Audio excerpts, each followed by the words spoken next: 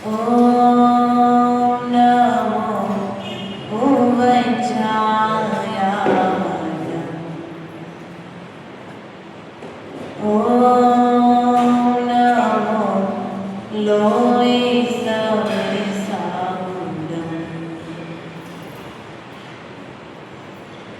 नमः श्री वेदवाणाय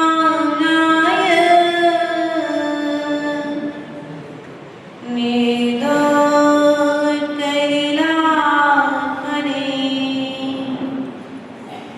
सालोकानां त्रिलोकानां यद्विद्या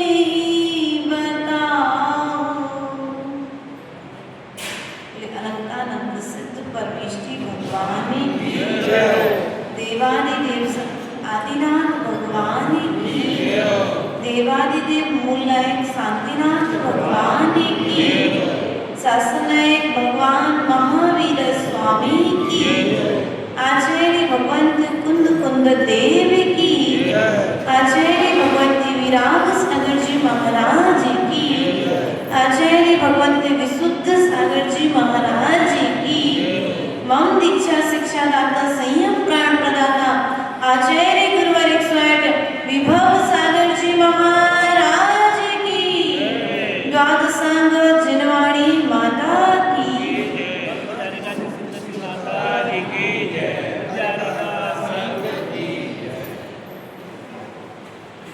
प्रिय बंधुओं,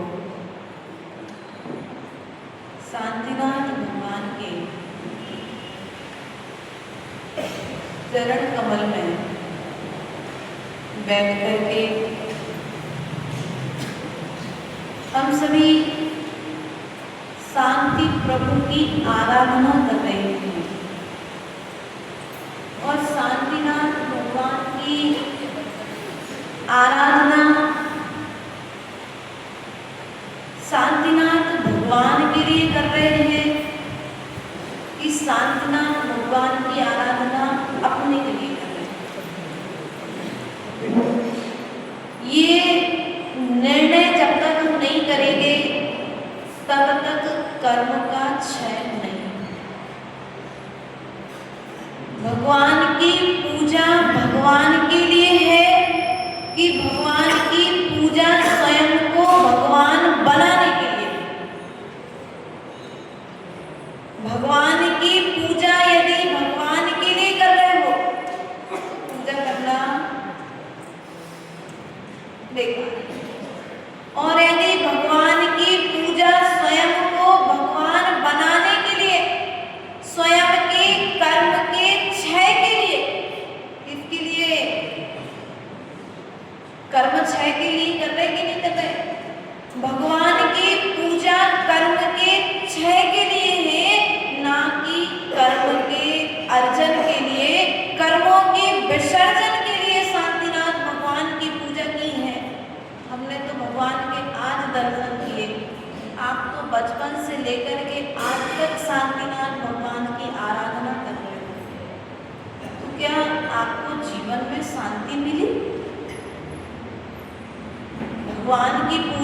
करते करते, दादाजी क्या नाम? सुरेश भैया, आपको पूजन करते करते जीवन निकल गया, शांति मिली क्या? पूजन करना है, बोलो। अपन यही कहेंगे ना कि इतने बचपन से लेकर के आज तक हम पूजन कर रहे, लेकिन फिर भी शांति नहीं मिली, तो पूजन करना बेकार हो गया? नहीं भैया, ध्यान रखना, पूजन करना बेकार में हुआ। जिन कार्यों से शांति मिल सकती थी उन कार्यों को तुमने नहीं किया।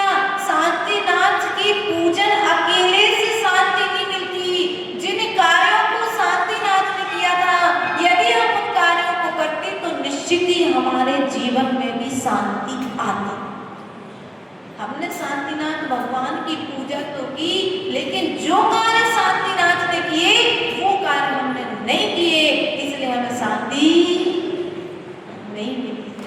इसलिए यदि शांति चाहिए है तो वही कार्य करना प्रारंभ करो जो कार्य शांतिनाथ ने किए थे। कौन कौन से कार्य किए थे शांतिनाथ ने? हाँ, 3 पद के धारी थे। कितने पद के धारी थे? 3 पद के धारी थे। तो भी 3 पद मिल जाएंगे तो क्या शांति मिल जाएगी? तीर्थंकर पद मिल जाए, चक्रवर्ती पद मिल जाए, 3 में से कामदेव पद मिल जाए तो शांति मिल जाएगी क्या? यदि तीर्थंकर पद में शांति होती, कामदेव पद में शांति होती, चक्रवर्ती पद में शांति होती, तो शांतिनाथ भगवान उसे छोड़ने का पुरुषार्थ नहीं करते। इन तीनों पदों में उन्हें शांति नहीं मिली, इसलिए उन्होंने 3 पदों पर रहते हुए भी इन पदों से विपरीत अर्थात इन्हें छोड़ने का पुरुषार्थ किया, और इन पदों पर रहते हुए भी उन्होंने निष्पद होने की, निष्काम होने की यात्रा प्रारंभ की, इसलिए उन्हें शाश्वत शांति की प्राप्ति हुई है। शांतिनाथ भगवान का जन्म कहाँ हुआ था? शांतिनाथ भगवान का जन्म कहाँ हुआ? आप लोगों को मालूम कि नहीं मालूम? कहाँ पर हुआ था? हस्तिनापुर। शांति का जन्म, शांतिनाथ भगवान का जन्म हस्तिनापुर में हुआ था, लेकिन शांति का जन्म कहाँ हुआ था? जब वो निष्काम यात्रा उन्होंने प्रारंभ कर दी थी, योगों का निरोध कर दिया था, तब जाकर के भीतर में जब विराजमान हुए थे तब उन्हें शांति मिली थी। कब मिली शांति? महलों में शांति, 96,000 रानियों में शांति मिली क्या? और हम कहाँ पर शांति मान करके रखे हैं? शांतिनाथ भगवान की पूजन कर रहे हो तो पूजन करते करते जो मिथ्या मान्यता हमारी बना करके हमने रखी है, बाहरी वैभव में हमने जो सुख मान करके रखा है, उस बाहरी वैभव के प्रति जो हमारी मिथ्या मान्यता है, उस मिथ्या मान्यता का जब तक त्याग नहीं होगा तब तक आप खूब एक थाली से दूसरी थाली में अर्घ चढ़ाते रहो, शांति मिलने वाली।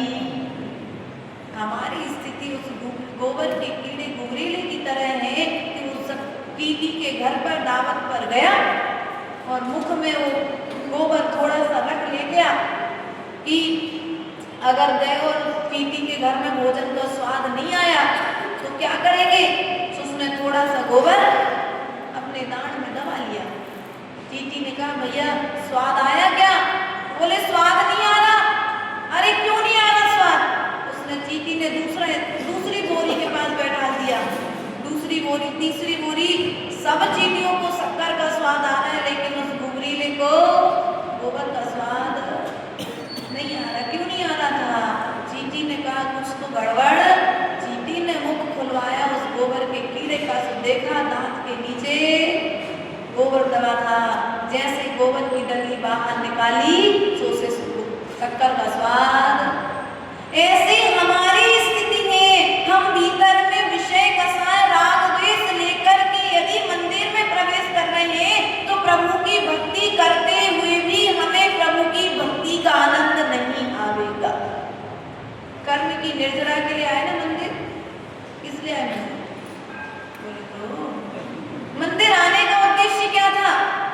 सकल कर्म क्षयार्थम। किसके लिए आए थे? दुख को कम को वही लाओ, सुगई गमनम समाहि मरणम। जिन गुण संपत्ति सकल कर्म के क्षय के लिए और जिन गुण संपत्ति जिनेंद्र भगवान के गुण रूपी संपत्ति की प्राप्ति के लिए आप जिनेंद्र भगवान के चरणों में आए थे, लेकिन मिला तो है ही नहीं, मिली शांति।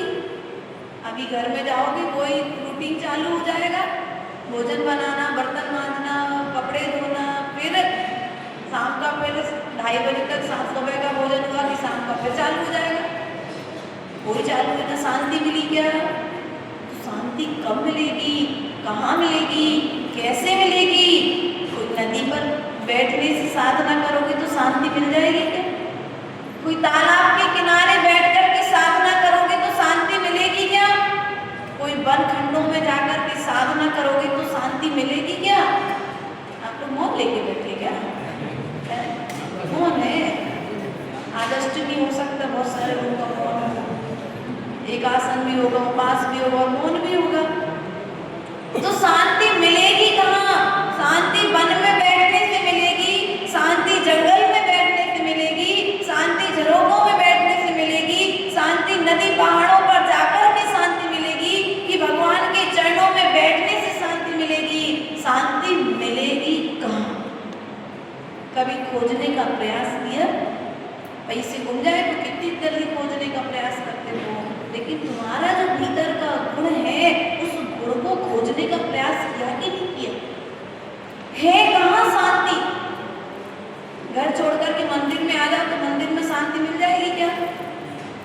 मंदिर छोड़कर के घर चले जाओ तो शांति मिल जाएगी क्या? घर छोड़कर के व्यापार करने चले जाओ तो शांति मिल जाएगी क्या? सुरेश जी, मिलेगी क्या? तो शांति मिलेगी कहाँ? ये प्रश्न बहुत बड़ा, शांति आखिर कहाँ मिलेगी? शांति आखिर मिलेगी कहाँ? ये सबसे बड़ा प्रश्न है। कहाँ मिलेगी? आज प्रत्येक व्यक्ति सुबह से लेकर के शाम तक जितना भी पुरुषार्थ कर रहा है, मात्र एक चीज के लिए कर रहा है, शांति। किस के लिए कर रहा है पुरुषार्थ? सुबह से उठे, नमोकार मंत्र पढ़े, शांति हो, शांति से आज का दिन अच्छा निकले, इसलिए किया था। स्नान करके मंदिर आए थे, घर में शांति रहे, परिवार में शांति रहे, इसीलिए आए थे ना। मंदिर में पूजन कर रहे, शांति मिल जाए, पाठ कर रहे, शांति मिल जाए, विधान कर रहे, शांति मिल जाए, यहाँ तक शांति धारा भी कर ले फिर भी शांति। तो शांति कहाँ है? तो आचार्य गुरुदेव से पूछा गया कि गुरुदेव शांति मिलेगी कहाँ? सो आचार्य गुरुदेव ने शांति विधान के एक पद में लिखा है, शांति कहाँ है अंदर में, निर्मल ज्ञान समुंदर में। बात समझ में आई? शांति कहाँ है अंदर में, निर्मल ज्ञान समुंदर में। डुबकी लगाओ डूबो नहीं, ध्यान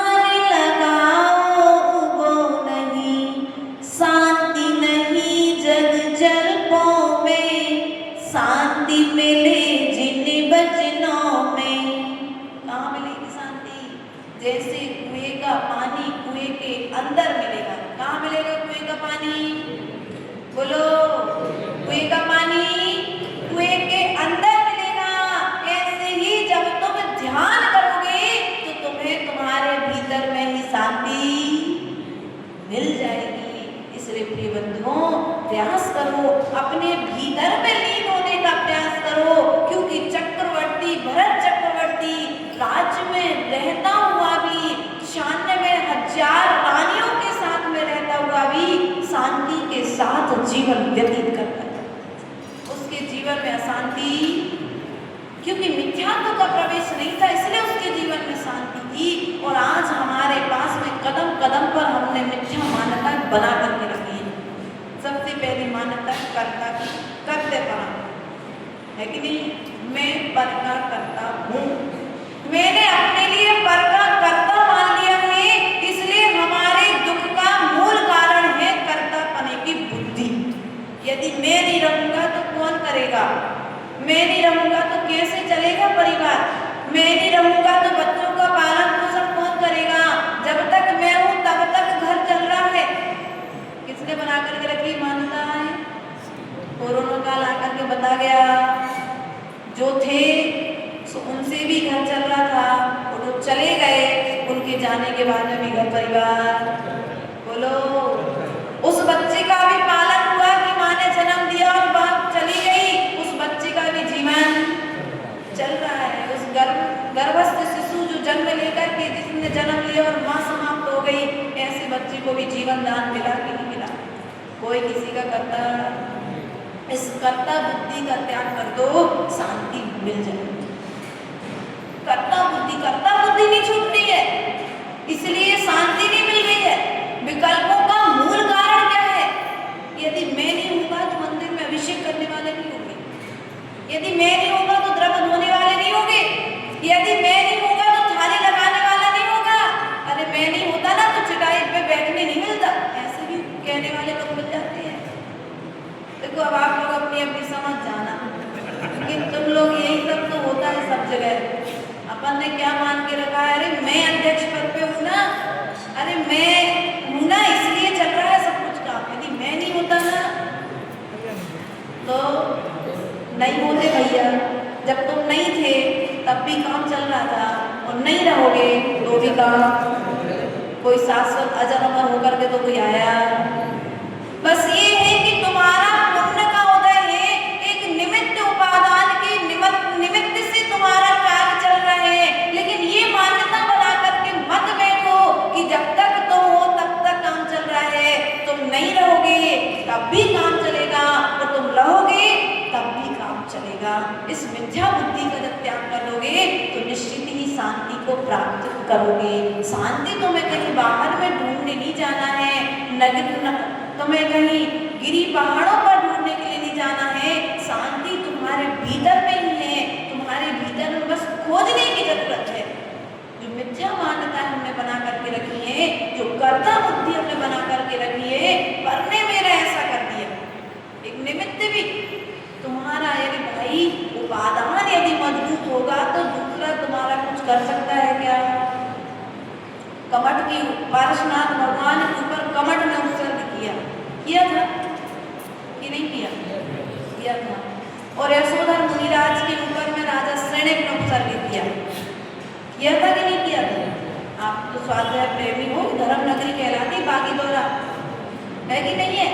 तो धर्मात्मा आपने तो सुना होगा ना, राजा श्रेणिक ने यशोधर मुनिराज के ऊपर उपसर्ग किया, लेकिन उपसर्ग करने के बाद में भी मुनिराज के लिए कर्मों से नहीं बांध पाया। क्यों नहीं बांध पाया? क्योंकि मुनिराज अपनी साधना में निमित्त तो मिले, यशोधर मुनिराज चाहते तो उसी समय श्रेणिक के लिए कुछ भी कर सकते थे। पारसनाथ भगवान चाहते तो बस आंख यदि खोल देते और उंगली हिला देते तो कमठ की क्या स्थिति होती, लेकिन उन्होंने ये तो निमित्त मात्र है, मुझे मेरा उपादान मजबूत रखना है, मुझे मेरे परिणाम संभालना है, मुझे वर को दोष और तो और क्या सोचा उन्होंने, क्या सोचा होगा? विचार करो, अरे ये तो मेरी कर्म निर्जरा का संग, क्या सोचा?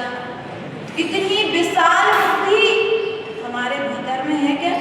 देखो शांति का उपाय बता रहे आपको, शांतिनाथ भगवान की पूजन कर रहे हो ना, तो शांति का उपाय यही है, एक तो तुम अपना उपादान मजबूत रखो, और दूसरा यदि विपरीत निमित्त मिलते हैं तो विपरीत निमित्तों के बीच में रहकर के उन निमित्तों को दोष मत दो, उन निमित्तों में भी तुम सकारात्मक सोच बना लो, वे निमित्त तुम्हारे चरणों में झुक करके चले जाएंगे, वे भी तुम्हारी पूजा। कमठ भी झुक गया कि नहीं झुक गया? श्रेणी की भी जो निंदा कर रहा था गुरु की, वह निंदा करने वाला ही वंदना करने लगा। किसके बल पर? बोलो तो। है भगवान ने अपने गुणों के लिए, मुनिराज ने अपने गुणों के लिए स्थापित रखा, तो वह निंदा करने वाला भी वंदना। इसलिए गुरु की निंदा करने वाला नरक जाता है और गुरु की वंदना करने वाला तीर्थंकर जैसे पदों को प्राप्त करता है। श्रेणिक के साथ में क्या हुआ? निंदा की सो नरक गया और वंदना की सो तीर्थंकर बनेगा। श्रेणिक की ही कहानी है ना। इसलिए अब आपके लिए निंदा करके, गुरुजनों का अपमान करके नरक जाना है कि तुम्हें गुरुजनों की वंदना करके स्वर्ग और सिद्धालय। अब आप लोग स्वयं निर्णय कर सकते हो, क्योंकि निमित्त बहुत सारे मिलेंगे। पंचम काल है और इस पंचम काल में भी तुम्हारे लिए सब तरह के जीव मिलेंगे, सब तरह के निमित्त मिलेंगे, लेकिन उन निमित्तों के बीच में तुम्हें अपने उपादान को, बोलो, अपने उपादान को मजबूत, और यदि तुमने अपने उपादान को मजबूत नहीं रखा तो कर्म बंध से तुम्हें कोई बचाने वाला, अशांति से कोई बचा नहीं सकता है। इसलिए प्रयास करो, सामने वाला तुम्हारे लिए कुछ भी कहे, भैया आप तो मेरी कर्म निर्जरा के साधन हो। क्या हो? यदि किसी ने गाली दे दी ना, लोग कहते हैं अपन कहो कि भैया ऐसा नहीं करना, अरे माता जी वो समय गया, अब तो ईंट का जवाब पत्थर से नहीं दिया। ईंट का जवाब पत्थर से मत दो। जो काम हमारे प्रभु ने नहीं किया है वो काम तुम क्यों करते हो? सामने वाले का किया हुआ कर्म आज नहीं तो कल, अपन एक भजन पढ़ते ना, इस जन्म में ना सही परिभव में मिलता है, अपने अपने कर्मों का फल सबको मिलता है। जब अपने अपने कर्मों का फल सबको मिलना है तो सामने वाले ने यदि तुमको गाली दे दी तो तुम गाली मत दो, क्योंकि जिसके पास में जो होगा वो कोई तो देगा। तुम्हारे पास है क्या? दुकान पर कौन सा माल रखते हो? अच्छा माल रखते हो, बुरा माल नहीं रखते। और सामने वाला ग्राहक तुम्हारी दुकान पर आ जाए और बुरा माल की मांग करे तो तुम दे पाओगे क्या? कहोगे भैया हमारे पास अच्छी क्वालिटी का माल है, तो मैं ले जाना हो तो ले जाओ, नहीं ले जाना हो तो नहीं ले जाओ। तुम्हारे पास अच्छे शब्द हैं, सामने वाला तुम्हारी कितनी भी बुराई करे, कितनी भी निंदा करे, तुम्हें क्या करना है? भैया हम ऐसे है ही नहीं, तुम्हारे कहने से क्या होगा? हम ऐसे, तुमने पहले स्वीकार कर लिया, सामने वाले ने तुम्हारे लिए अपशब्द कहे और तुमने क्या किया? उसका तो अज्ञान अवस्था चल रही थी, सामने वाले ने तुमको पागल कह दिया तो तुमने स्वीकार कर लिया मैं पागल हूँ। और पागल हूँ जब स्वीकार किया तो क्या हुआ? फिर झगड़ा होगा। अब रिटर्न में उसने तुमको एक बार कहा, तुम उसे कितनी बार कहोगे?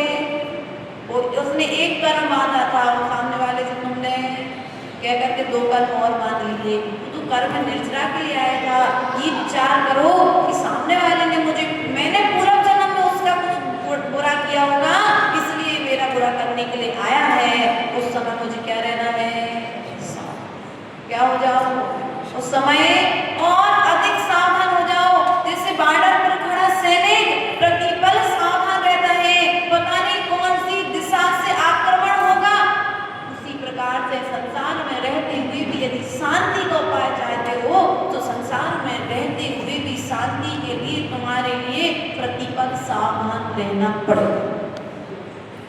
प्रतिपल सावधान रहो। कोई अच्छा कह दे तो प्रसन्न नहीं होना, कोई बुरा कह दे तो खिन्न नहीं होना, तो शांति मिल जाएगी।